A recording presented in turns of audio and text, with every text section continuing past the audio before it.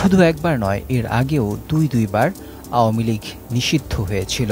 মজার ব্যাপার হলো, এবার যেমন হাসিনা নিজে আওয়ামী লীগের কবর দিয়েছেন, একইভাবে কবর দিয়েছিলেন আওয়ামী লীগ পিতা শেখ মুজিবুর রহমানও। ক্ষমতা পাওয়ার পর পিতা কন্যা দুজনই হয়ে ওঠেন চরম নিপীড়নকারী। তাদের সময়ে খুন, গুম, হত্যা, নির্যাতন যেন রূপকথাকেও হার মানায়।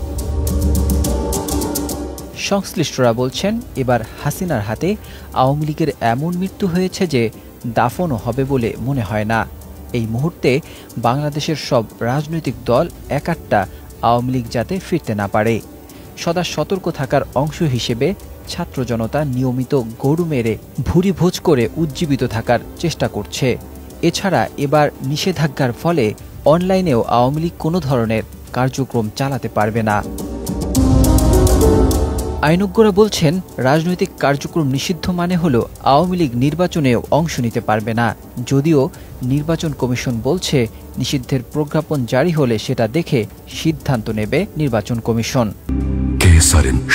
থেকে শিখরে হাসিনার পিতা শেখ মুজিব দেশে এক নায়কতন্ত্র প্রতিষ্ঠা করেন। সাধারণ জনগণকে শায়েস্তা করার জন্য তিনি গঠন করেছিলেন রক্ষী বাহিনী, লাল বাহিনী, নীল বাহিনী। এছাড়া সে সময় অর্থনীতিতে দেউলিয়া হয়ে পড়ে দেশ। মনুষ্য সৃষ্ট ১৯৭৪ সালের কৃত্রিম দুর্ভিক্ষে মারা যায় ১৫ লাখ মানুষ। এটা সেই সময় যখন মানুষ না খেয়ে মারা যাচ্ছে, আর মুজিব পুত্র বিয়ে করছেন সোনার মুকুট পরে। মুজিবের সময় থেকেই গণতন্ত্র থেকে অনেক দূরে সরে যায় আওয়ামী লীগ। মুজিব নিজেই আওয়ামী লীগকে বিলুপ্ত করে বাকশাল প্রতিষ্ঠা করেন। তখন দেশ পরিণত হয় খুনের জনপদে। তখনকার বিরোধী রাজনৈতিক দল জাসদের ৩০,০০০ রাজনৈতিক নেতাকর্মীকে হত্যা করা হয়। গুমের ঘটনাও তখনই চালু হয়। তেমনি চালু হয় বিচার বহির্ভূত হত্যাকাণ্ড। বিপ্লবী সিরাজ শিকদারকে হত্যা করে দম্ভ ভরে সংসদে শেখ মুজিব বলেছিলেন, কোথায় আজ সিরাজ শিকদার? ঠিক যেমনি গত ১৫ বছর শেখ হাসিনা করত। আর এই ফ্যাসিবাদী শাসনের কারণেই শেখ মুজিবের পতন হয়েছিল তখন।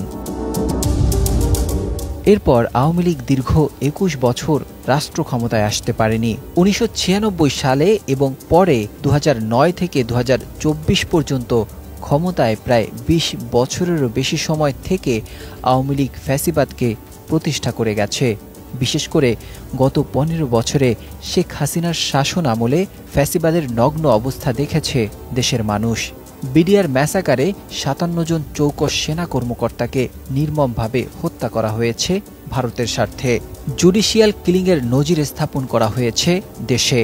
শাপলা চত্বরে ৩০০ জনেরও বেশি আলেম ওলামা গণহত্যার শিকার হয়েছেন। মাওলানা দেলোয়ার হোসেন সাঈদীর ফাঁসির রায়কে কেন্দ্র করে ২৫০ জন গণহত্যার শিকার হন।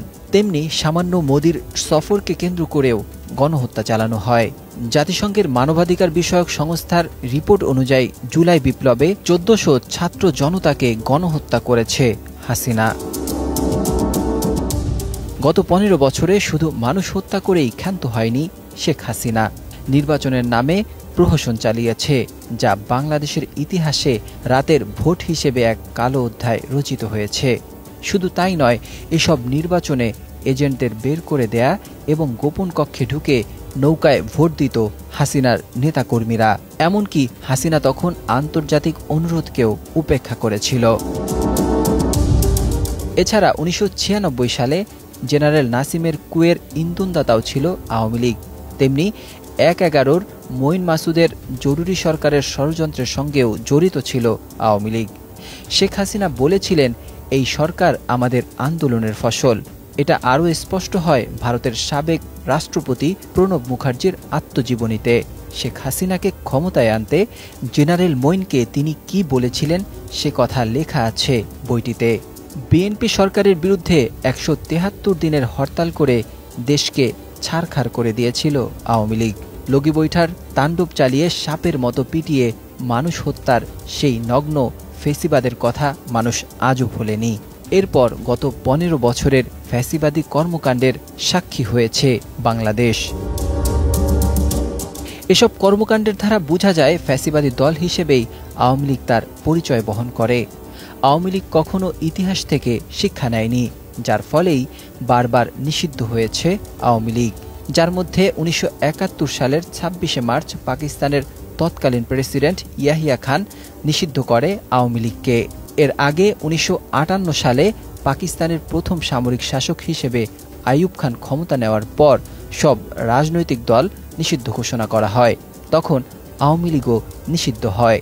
এরপর সম্প্রতি ২০২৫ সালের ১০ই মে জনগণের দাবিতে সরকার আওয়ামী লীগের সকল রাজনৈতিক কার্যক্রম নিষিদ্ধ ঘোষণা করেন।